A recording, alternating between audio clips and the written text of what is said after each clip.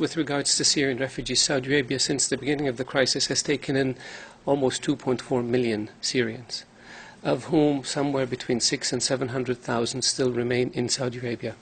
Since over the past year and a half, Saudi Arabia has taken in almost 1 million Yemenis, of whom probably 700,000 or 800,000 still remain. None of them is in a refugee camp. None of them lives in a tent.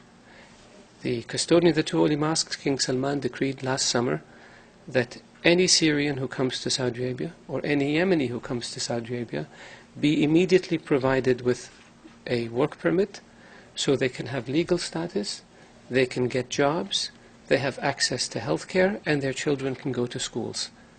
Because we don't have one person in a tent, and as a consequence, we have not registered them with UN organizations as refugees.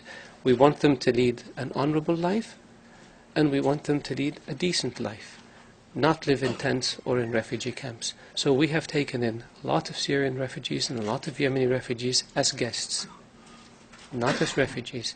And they're free to stay in Saudi Arabia until the crisis is over and their homes are rebuilt and they can go back.